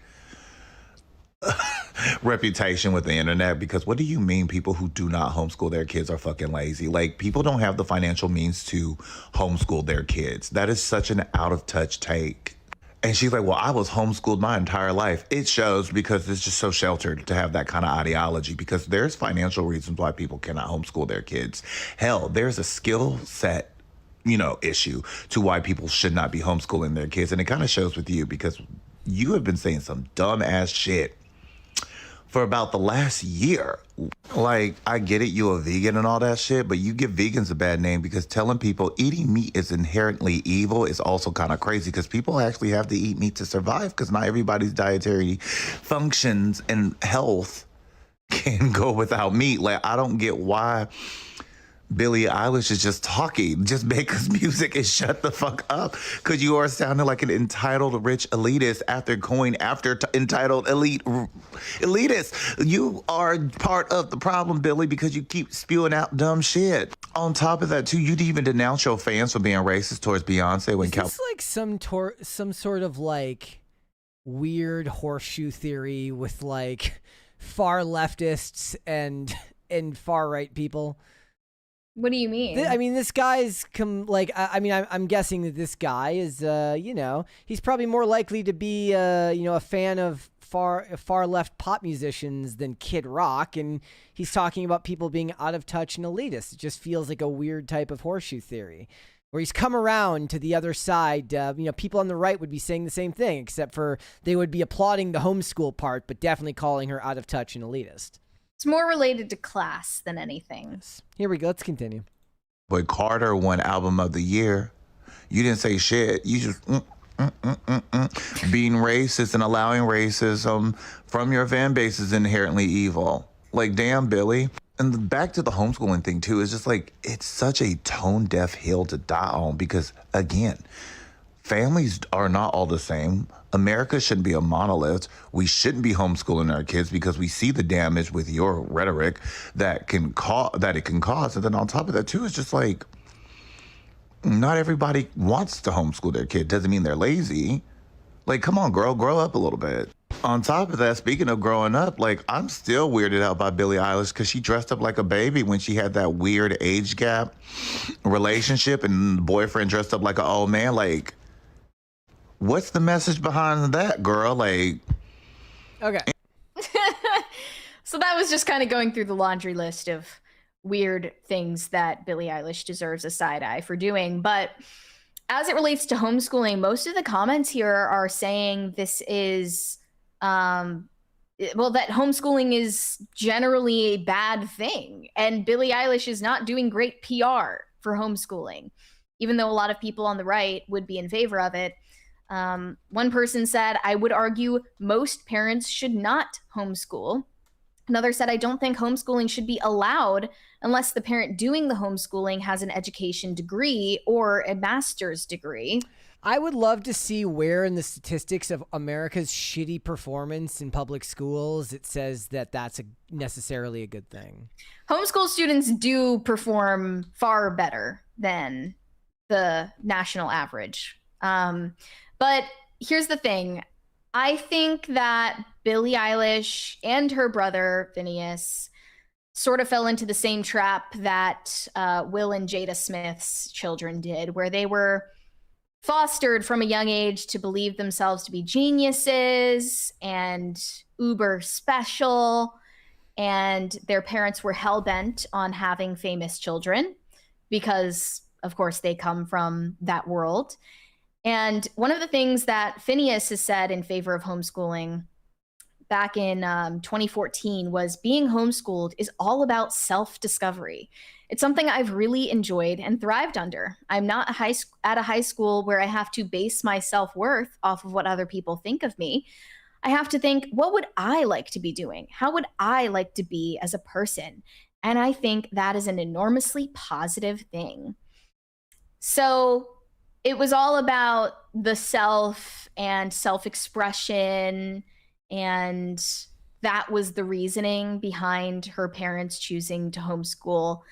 If you look at homeschooled parents, when they're polled as to why they made that decision, it's usually concern over peer pressure or an unsafe environment at public school. There's also dissatisfaction with the academic standards at public schools and a desire to provide a religious education. But those were not any of the reasons listed for why her parents chose to homeschool. They basically just wanted to be stage parents, and this was the easiest way to shape their lifestyle toward that goal. And it worked. There is a 20 here from the Greek heel. It says, I like your blouse today, Mary. Very prison chic, a la Tim Burton period piece. Thank you. I've had this one for a while now. But yeah, I would say this is not an indictment of homeschooling or of homeschooled people, like former homeschoolers. She's an exception, not the rule, but she's definitely making that whole idea even less favorable to the general population. She's doing a disservice to the other former homeschoolers by saying what she said. All right, let's go to Super Chats then. I was looking at the credits of her mom. The hell with the West Wing. She was in that really crappy Birds of Prey television series on like the CW in 2002. How long ago? Oh, 2002. Yeah. Yeah, she was. I also saw that she put her son in a movie. She directed it and starred in it with her son Phineas. I forget what it was called, but it's about like a middle-aged mom reconnecting with her teenage son over their shared love of music. And I was like, okay, you're probably nuts. You know? Yeah, she's done some acting, I guess. Like she's got a ton of credits here. They're just a weird family. They did not have a normal upbringing in any sense of the word. So that should explain a lot of why Billie Eilish behaves the way that she does, like an overgrown child. Not that Jon Stewart said, I didn't see Shane's post. Oh, well. Yeah, well, that's okay. Robert Delara said, I read that Clavicular did an interview with Sean Hannity of Fox News. Mary, will you be reaching out to his team to do a sit-down interview? I wasn't thinking about it, no. What does a Sean Hannity talk about with Clavicular? To me, the Clavicular interviews are really boring. Because how many times can we watch the same interview take place like, where who would you the interviewer's endorse like, for president? so you hit yourself in the face with a hammer? It's not even that. That's crazy. It's not even that. It's like, I don't like JD Vance because he's not mogging. Or that. Yeah. Or whatever. And obviously, like, Clavicular wants to talk about one thing and one thing only, which is looks maxing. And there's only so much to be said about it. It's just boring. And all the interviewer does is sit there in performative astonishment. The only at everything he person says. who can get away with this is Michael Knowles, because he seems Well, he was one of the first. That's why it worked. To be the only one that I've ever I buy that there is some sort of like inherent curiosity that Michael Knowles has about people that he is nothing like, that I just don't buy that Sean Hannity or anybody else really has. Yeah. Well, the thing about the Knowles interview, though, too, was like, I did feel like he was kind of making fun of Clavicular during the interview and like gesturing to the audience, breaking the fourth wall at different parts. And it's like, you know, maybe there are a lot of people watching this who actually ascribe to this ideology. You should probably dig into that a little more instead of just acting like everyone who's watching this agrees with you already. Because clearly his ideology is ascendant for a reason. That reason being, if you ask me, men are now competing on the same metrics that women have competed for attention from the opposite sex for decades, because everything is topsy-turvy and we've had a reversal in gender roles. So, you know, that's interesting. Like, let's talk about that. But all these interviewers do is they just like are like, you take meth? Why? And then he's like, because I want to be lean. And they're like, that's crazy. Anyways, you hit yourself in the face with a hammer? That's crazy. Why? He's like, because I want to shape my bones in my face. And they're like, that's insane. Anyways, so like they just go down the list of all the shit that we already know about him without asking any interesting questions.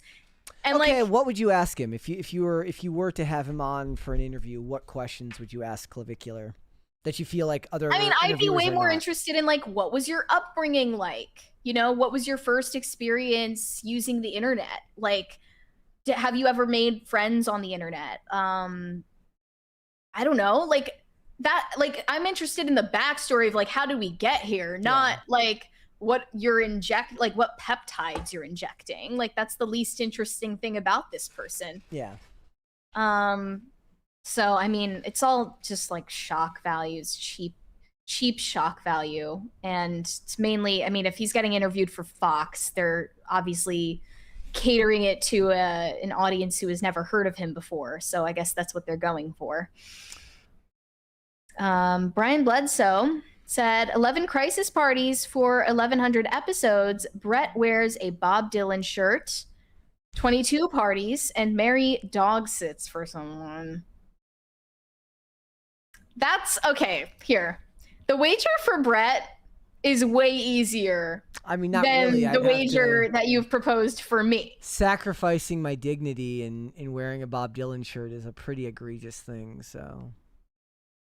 That's right. It's more of a spiritual cost. But like I would have to dedicate hours to taking care of an animal that I mean, I've never done that before. I would have no idea what I'm doing. I will do that. If we get 11 crisis parties, I will wear a Bob Dylan shirt, and I will think about the few Bob Dylan songs that I like the whole time to prevent myself from retching. Come up with a different wager for me. I'm not dog sitting for 22 parties. That's not happening. Shane H. Wilder said, remember, the government thinks when you turn 18, you no longer like sweets, just the taste of bland gruel and dashed hopes and dreams. Yeah. I guess so. That's the implication. If you like candy, you're a child. Did the 20s come through there for you? Oh, did we get more? Yeah. Oh, I see one from... Where was this? Oh, I guess we missed... No, I see the one from the Greek heel. You don't see the one from... We read that one. Is it De Stefano? What is how do you pronounce it? It's not Ercole, right? Oh, this one was at the bottom. Ercole? I forget again. Yeah. De Stefano. Thinking hard in the thumbnail today, I see, Mary.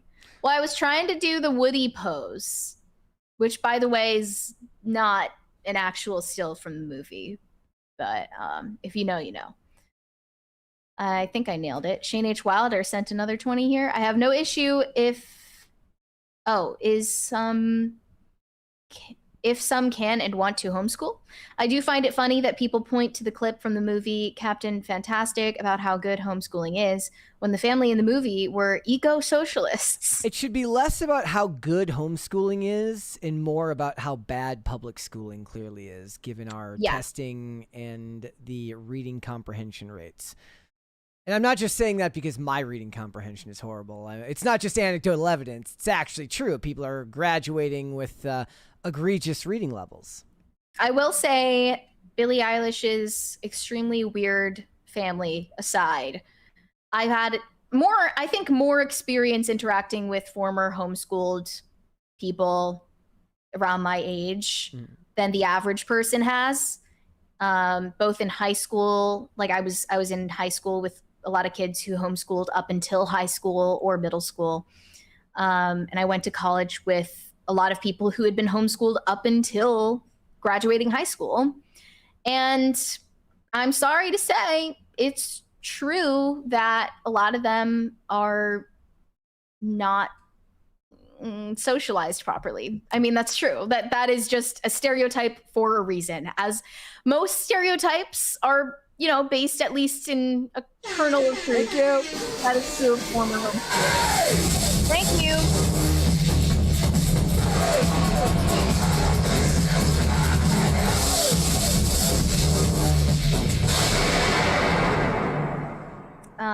But no hate toward any former homeschoolers in the chat. It's nothing personal. We've got a 20 on Rumble from Grunmeister who says, I'm getting Chad Kroger vibes with this look for Chris Evans. Yes, look at this photograph. Thank you. What was that? It started again. It's being weird. Pop Culture Junkie said, trivia, my ancestors on my mother's side are actually from Göteborg, which is Gothenburg. Can't believe it's a Zen Mecca. I have to make a pilgrimage to to my Zen Mecca. I would love nothing more. Shane H. Wilder said, if he was bulking up, he was probably consuming a lot of electrolytes, and too much sodium can lead to facial swelling. Well, now you guys are scaring me because I drink Gatorade literally 24/7. And now I'm thinking, like, is this the reason why I have so much buccal fat? Like, am I Mary's gonna detox from the Gatorade and suddenly she's gonna look like Anya Taylor-Joy. But it's so yummy though. Like I can't give up Gatorade. My quality of life would significantly decline if Gatorade Zero didn't exist. I don't drink the normal Gatorade, just the zero sugar kind. It tastes like a Jolly Rancher. It's the best artificial sweetened drink on the market, period. Yeah. If anyone else has tried it, please back me up on this. It's so good. Greg Duvier said, what says I love my fans more than telling them not to reproduce? You guys are so great. It would be best if you never have children. Yeah, I guess that's kind of rich. Well, that's like the strawest of straw man arguments, but yes. Well, she's not, yeah, okay. So she's not telling people not to reproduce, I guess, in principle, but it seems to be the issue that she has talked about almost to the exclusion of every other political issue, when there are so many to choose from, right? Like you could be a climate activist. You could choose, Palestine infographics on your Instagram story. You could do anything. There's a whole buffet of woke options to choose from. But it appears that she is obsessed with abortion and birth control. Like that is her thing, that she is the strongest on. And it is weird, honestly.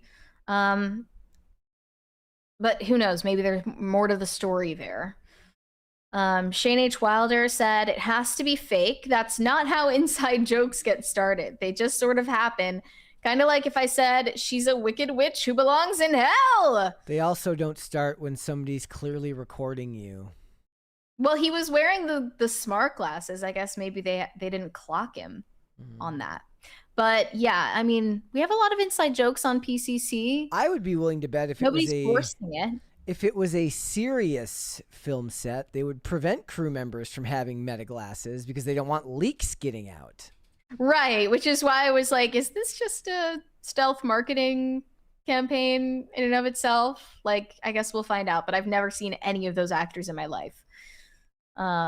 Maybe this is their big break. Greg Duvier said, if I remember correctly, if Disney wasn't able to buy 20th Century Fox, Disney Plus would have never happened. Disney needed Fox's IP to have enough content. I just remember, like, the girls around me were obsessed with Disney Plus because they wanted to watch all the princess movies that they grew up with, and I couldn't relate because I didn't have any nostalgia for them. Yeah, I guess. I mean, I think that they did it because they wanted access to the Marvel characters that they had, especially. I think they wanted the X-Men back. I think that had a lot to do with it. It's also a poor example that people are giving now because I think tomorrow, because Phil is going to be on, we're going to talk a little bit about the recent updates in the Paramount merger, mostly just that a judge has issued a temporary block of the merger. There will be another ruling in the next couple of weeks that will decide whether there will be an injunction or not, which is a far bigger hurdle to overcome. But also, it passed European regulatory approval like today or whatever. And a big part of it is like whenever people talk about whether this merger is a good thing or a bad thing, they're like, why didn't you have that same energy when Disney bought Fox? And I'm like, because this isn't about movie studios. This is about politics. This is about CNN. This is about who has access to one of the biggest propaganda outlets in the world, and they want to prevent somebody who they view, whether you believe the Ellisons are quote unquote right wing or not. I don't. But they want to prevent the Ellisons from gaining access to places like TBS and CNN, and they care about that far more than they care about the movie studios. And the reason why the Disney example is a bad one is because when Disney bought Fox, they didn't buy Fox News. They bought 20th Century Fox Studios. and the accompanying IP. I just think the Ellisons want to blast Israel propaganda on CNN 24/7. I think that's probably what's going to happen. Yeah, it makes sense. Am I like totally off base there? Well, like, they're gonna take CNN and they're gonna put Barry Weiss in charge, and ultimate DEI hire, if you ask me. But yeah, I mean, they are Republicans. I wouldn't call them, I mean, I don't even know. Like, I know that Larry Ellison is like friends with Trump. I don't know if David Ellison is, or, other than being convenient business allies because they want a friend in government. I'll tell you, I was shocked when I saw a David Ellison cameo in the Hulu series about Elizabeth Holmes. Really? Apparently they had a meeting on his yacht before she was convicted of fraud. Greg Duvier said, too bad the FCC didn't block the merger. That being between Disney and Fox, or are you talking Warner about Brothers and Paramount? Probably Disney and Fox. But why would they block it? I mean, that one wasn't controversial at the time, was it? It was controversial a little bit. Why? I mean, just the idea of there was more excitement than controversy because people were in the thrill of seeing their characters that they like go somewhere else. So they're like, ooh, Marvel's gonna do stuff with the X-Men, and they're gonna finally get to cross over with Iron Man and Captain America, and everybody got kind of a little bit lost in that. But also, we like, as bad as it was, it's not like we weren't politically polarized in 2019. We were, but it wasn't the same thing as what we're experiencing now. So they have not recast Wonder Woman, right? Supposedly, I don't remember if Adria Arjona has been cast as her or as another character, but that is your front runner as far as I know of playing Wonder Woman. But not confirmed. But she's either playing Wonder Woman or another character. All right. But not confirmed. Barry Weiss for Wonder Woman. 2026. Let's make it happen. I mean, if this is about Zionism, then just get back or Gal Gadot. Gal Gadot. Yeah. No, they probably, honestly, if the merger goes through, like, that might happen. That would be kind if we're being real. I mean, the thing is, though, that's like the most legit. That's the most legit choice they can make. Is Gal Gadot was fantastic in that role. Wonder Woman 1984, notwithstanding, and okay, her ability to act notwithstanding, she has an earnestness and a warmth that I have yet to see from most. Like, Justice League is mostly watchable because of her and Batman and their chemistry and her ability to. It's so weird. She can't act, but she can emote as long as the emotion is like generic warmth and kindness. And you don't need to be a good actress. You just need to have all the same qualities as a great waitress, really. Yes. Make everyone feel welcome. Kind of. Cater to their every whim. She's so good in that role because she stands out. Again, maybe it also worked because the Snyderverse was mostly joyless, so she represented a sort of light in a much darker world. The only thing is it would be very inconsistent to replace Henry Cavill and not her. They would feel unfair, to be honest. Shane H. Wilder said he's making bank with these surgeries. He gets the narcissist coming and going. It's literally Repo the Genetic Opera. It's well put. That guy is very smart.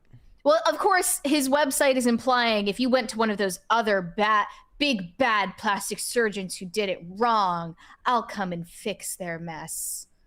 He doesn't mean if you came to me for buccal fat removal, I'll fix it if you don't like it. 5 Ash in the chat says, oh, shut it with the joyless copy paste. Man of Steel was a blast.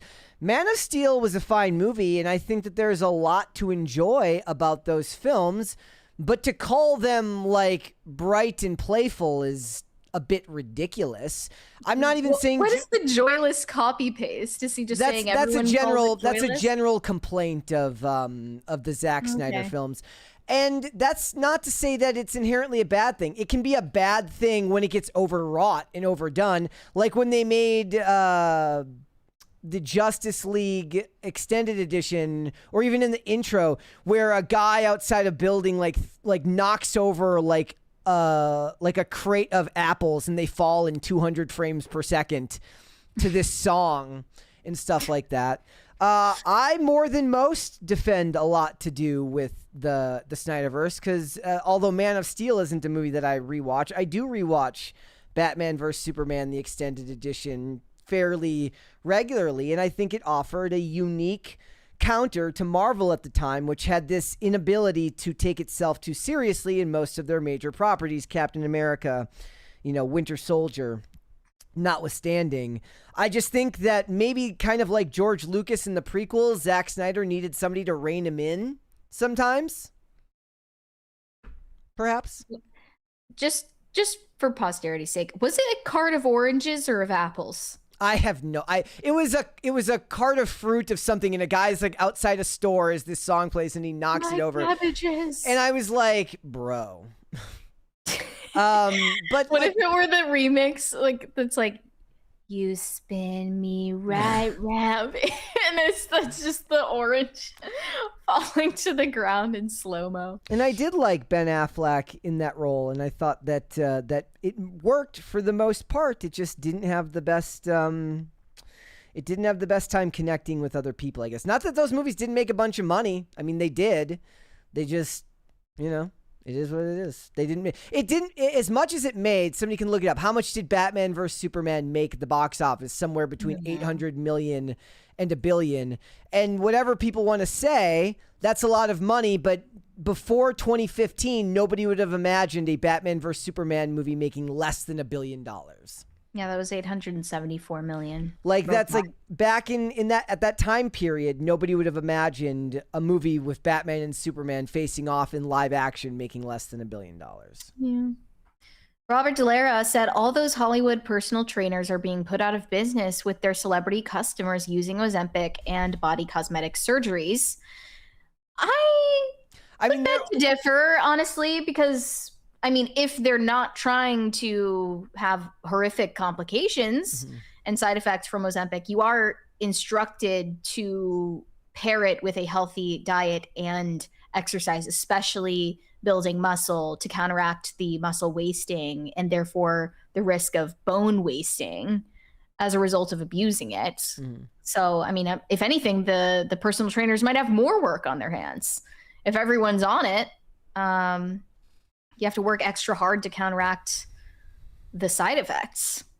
Robert DeLera said, shouldn't Billie Eilish advocate public schools? That's what a good liberal would do. Isn't advocating homeschooling admitting the public school system has gone to hell? It's unclear based on what she said. I think she has a superiority complex about being homeschooled, but mainly the way that she was homeschooled. As she said, you could do it the wrong way, but then make someone hate learning if you homeschool the wrong way. But my parents are better. They did it the right way. But she's just kind of like humble bragging in a way. But yeah, generally they don't really speak on public schooling. They say we should have like universal daycare, that sort of thing. It's more trendy.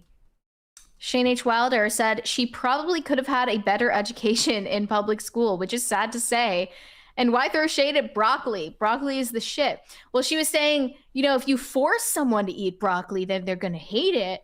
But if you show them how to enjoy broccoli, then they'll love it. Yeah. And that's kind of similar to this philosophy of unschooling that a lot of millennial parents are touting online, as well as gentle parenting. You basically treat your kid like a mini adult and let them run the house. They're in charge of their own education milestones. So it's just as valid if you wait until your child is 8 years old for them to learn how to read. They have to want to learn. I couldn't disagree more. But you know, my background is different from the average as well.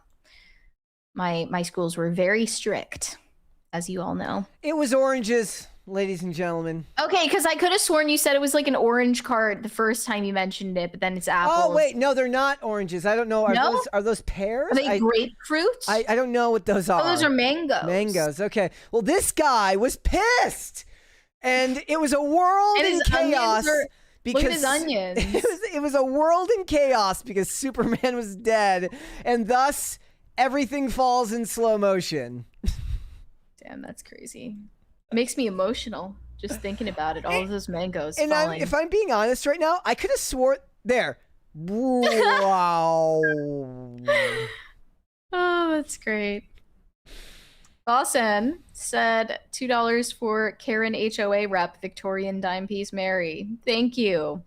Not sure why HOAs were brought up there. Robert Delara said the early clavicular comment was just a joke. Sean Hannity or what? I thought he did go on. I remember seeing something about somebody who wasn't who you wouldn't normally be on Sean Hannity being on Sean Hannity. Well, I have been seeing a lot of posts from Clavicular's PR rep lately. He's like posting his email address and asking people to inquire for interviews. So it seems like he's doing some kind of major press run right now.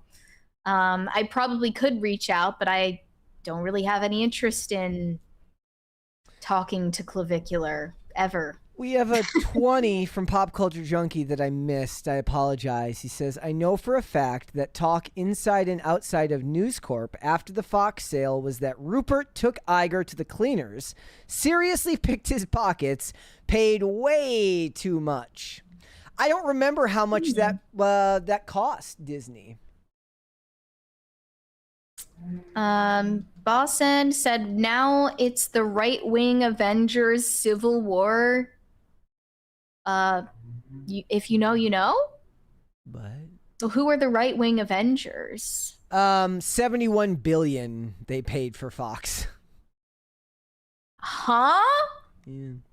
That's crazy. I mean, that just doesn't even sound like a real number. I mean, the Paramount merger is 111 billion. Yeah, I mean, National Geographic, FX Networks, and controlling stake in Hulu under the Disney corporate umbrella. Yeah, they got a lot out of it, including 20th Century Fox and film and television studios, and I believe their libraries. So, who are in the right-wing Avengers, Brett? Let's fan cast. I have no idea. Who's Tony Stark in the right-wing Avengers? I guess that has to be Elon Musk. Blech. Oh, no. I'm trying to cast accurately. Who's the Hulk? Oh gosh. I have no idea. Who's like you know what it is? It's Liver King. Wait, isn't Liver King dead? No, I don't think so. Oh, wait, no. Maybe it was somebody similar to him. I don't know who would play Never mind. Who would play Bruce Banner? Oh, I know. Joe Rogan. Joe Rogan is the Hulk. No, it's got to be somebody who would be unassuming in there. It's got to be like Michael Knowles or something. It's to turn Has into to be the Hulk. unassuming? Yeah. Okay. Maybe. And I don't know who Matt Walsh plays, but, you know. We should be... see, who needs Clavicular when we could try to have on Ben Shapiro and Matt Walsh to argue about the Odyssey? That would be... I mean, I'm sure they're going to do it. They're going to do a debate about the Odyssey. I will be watching. Shane H. Wilder said, I have no... Oh, I think we read that one earlier about homeschooling. James Orenthal when? Wow, I haven't seen that name in a long time. Been a while. Been a minute since I've popped in, so konnichiwa. Long time no see, my friend. Hola, konnichiwa, etc. Thanks for tuning in. Brian Bledsoe said, okay, Mary, wear a MVic jersey. This is something related to Michael Vick. That's all I know. But what about him? Michael Vick was caught with a dog fighting ring. And went So to, that's the real story? that's what, yes, he went. If I remember correctly, after he got, I don't remember if he went to jail. Surprisingly, or if not that far off from the fake story I heard from Kyler. Okay. Like, he ended up making it back to the NFL, if I remember correctly. Like, I don't remember if he went to jail or if he just paid huge fines and got house arrest, but I thought he went to jail. Well, that shit is definitely illegal, but whatever. Shane H. Wilder said, I doubt you're consuming enough electrolytes in your Gatorade to cause an issue. We're talking about multiple bottles of Pedialyte a day. Ugh, that stuff is gross. It's like too thick. You know what I mean? You're supposed to cut it. Really? Yeah. Maybe I'm thinking of the Gatorlight. Yeah. That one just you're supposed to drink as is, and it's weird. Pop Culture Junkie said you missed my $20 super chat. I got it. I went back. It's been read, hasn't it? Yes, I went back. I hope we didn't miss anything. Okay, are these all the super chats? Let me double check. Unless you're not there's updating. one more here. From No says Myron, Sneeko, Tate, Clavicular, Tristan, and Nick. So I guess Fuentes. Well, I mean, Are those the right-wing Avengers? well, I mean, right now 2 of them are being held by the, I guess, the left wing, the Sinister Six, meaning Andrew and Tristan Tate have been taken into custody. And I don't know if you want to call the Tate brothers the Avengers. I don't know if I would even call them right-wing either, to be honest. They're just people that benefited from right-wing people having an open mind enough to platform and talk to people that they may or may not disagree with. Do you think they're going to get extradited? I have or no is idea. the U.S. going to keep them here? I have no idea. No, I've not looked into the case. I just know that some. The only thing I saw was that a bunch of it carries life sentences. Really? Yeah. Well, the Okay. images of children thing. Dom the Bomb says, nope, those are the Red Pill Avengers. That is a more accurate description Oh of yes, them. for sure. That makes more sense. Yeah. Definitely. I wouldn't conflate right wing with red pill. Yeah. But because plenty on the right wouldn't accept or like Sneeko's promotion of Islam. No. So Shane H. Wilder says Knowles as Banner, Alex Jones as the Hulk, Matt Walsh as Iron Man, Matt Fradd as Captain America. Matt Walsh is not Iron Man. Yeah, he's not really cheeky like that. You know what I mean? Like the sense of humor is not the same. I don't know. It's a much more dry sense of humor, I feel. Who it would be, but it's not Matt Walsh. What about Alex Jones? Do you like that one? I mean, yeah, I guess then they're just saying that he's playing he is the stuntman for Michael Knowles. Right. It's only Alex Jones once he's transformed, but then when he goes back to normal. You know who Matt Walsh can play? Matt Walsh can play I have to think about this one. J. Jonah Jameson. He can be the one who's after Spider-Man, working for the. Why? Can you explain this to me as someone who's uninitiated? Because I want to see him say like he wants to catch I want to catch the Spider Menace. We gotta get him. He feels like J. Jonah Jameson for him. It's not how Matt Walsh talks, but he feels like the closest thing I can think of that Matt. I Walsh will say, like based on what we saw in Lady Ballers, Matt Walsh is not a bad actor. Maybe I'm just pretty good at it. Maybe my bias against him is because of his facial hair. Do you think that actors shouldn't have facial hair? No, I'm trying to picture him in other roles as other people. So he wants pictures of Spider-Man. He played a really good liberal. I got to give it to him. It was impressive for a first timer, especially. He can, the funny thing about that is Matt Walsh's acting made the most sense. And then I actually thought that Jeremy Boring could act as long as they weren't doing the cringy anti-woke humor. when they weren't doing the lol. You mean in like the sincere Yeah, moments where like he does like the little monologue? Yeah, it gets a little overwrought at times, but it was still better than like lol pronoun jokes. Like the movie was better when it tried to take itself a little bit seriously. Well, you gotta give it credit though for having been in 2023. Mm-hmm. Obviously, if it came out now, it'd be like beyond tired, but it was somewhat timely. I mean, I still in think that stuff 2023. was tired even in 2023, which is why I said like the sincere stuff was better than the. But I don't like that type of humor in general. It always feels too on the nose. I enjoyed it. I didn't want to like. No, I thought the movie was fun. Cut I out, just you I know? liked like if it was saved for me by the more sincere aspects of the story. Shane H. Wilder says, "Oh, and do a crossover with X-Men. Tim as Professor X, Mary as the Phoenix, Brett as Wolverine, Ian as Iceman, Phil as Hawkeye, Carter as Beast."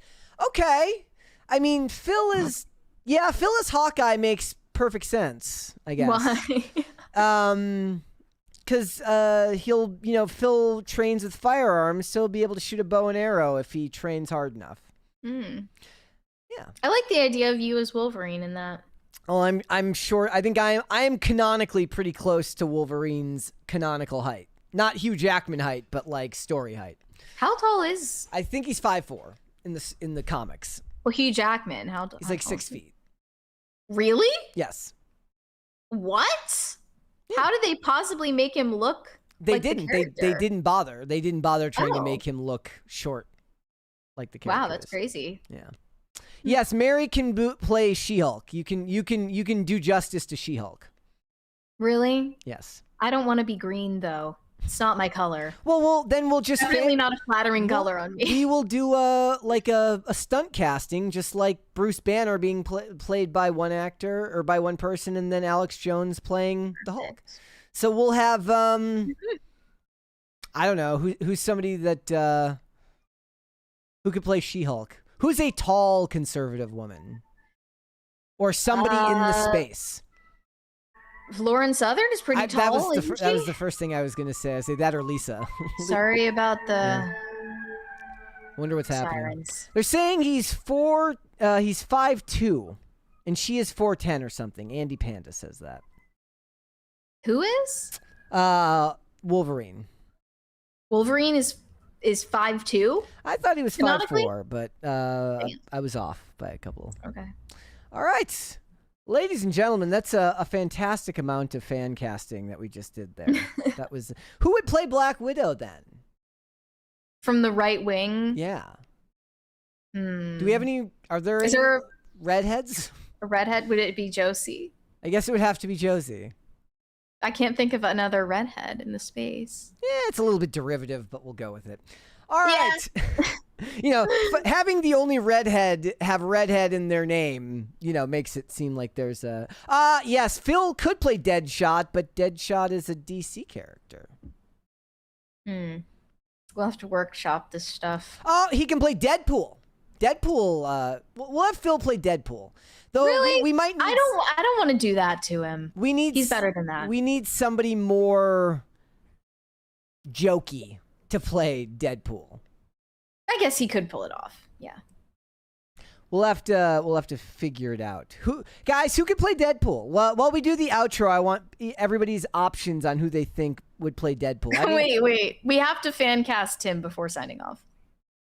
They said Professor X or Magneto. Really? Yeah. Oh, I thought it was somebody else. Yeah. Oh, okay.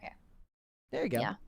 All right. Before we go, guys, hit the like button on this video, please, this live stream, and subscribe to the channel if you're new here and you've not subscribed here yet already. Remember, please, the Friday episode of PCC will be a celebration, episode 1100. We always celebrate the hundreds here on PCC because you know what? You celebrate the time you have, and we wouldn't be here without you guys, so thank you so much for that. We will be live, remember, 2 p.m. to 5 p.m. on Friday, not the traditional 3 p.m. Eastern, but 2 p.m. Also, remember, 7 p.m. on Saturday, I will be doing a bonus episode, a 1-hour stream over there on the Timcast Discord, so go ahead and sign up for that. Thank you guys so much. Mary, where can they find you? You guys can send me validation on Instagram, that is Mary Archived, or you can send me hate on X, that is also Mary Archived, and help me get TikTok famous, that is also Mary Archived. I guess I'm going to suggest Nick Shirley play Spider-Man. I have no idea why, but it just seems to make Wait, sense. not pro-life Spider-Man? No. He's not in this universe? No. I mean, he can be. I feel he's earned it. No, I think we got to cast somebody else's. Pro-life Spider-Man can be there, but he's got to be like a side character. That He's a variant. Yes, he's a variant. Yeah. There you go. Mm-hmm. Dr. Rapscallion Oh says Seamus as Deadpool. Okay, I'm all right with that. Oh no, Seamus does not have that dirty of a sense of humor. Oh, never mind. Yes, Alex Stein, would I guess, can play Deadpool. That's perfectly fine. Yeah. All right, guys, as always, hit the like button, subscribe to the channel if you're new here and you've not subscribed here yet already. If you want to follow me, I'm on Instagram and on X at Brett Dasovic on both of those platforms. PCC, 5 days a week, Monday through Friday, 3 p.m. Eastern, noon Pacific. Amazon Music, Apple Podcasts, Pandora, and Spotify. If you would like to listen rather than just watch the show, you can also rate and review on Apple Podcasts and on Spotify. It's a great way to help us out. If you want to follow us on social media, we are on Twix at popculture_show, Facebook at Pop Culture Crisis, Instagram at Pop Culture Crisis Pod. Guys, we'll be back with another episode tomorrow. We will see you then. Bye. Everybody.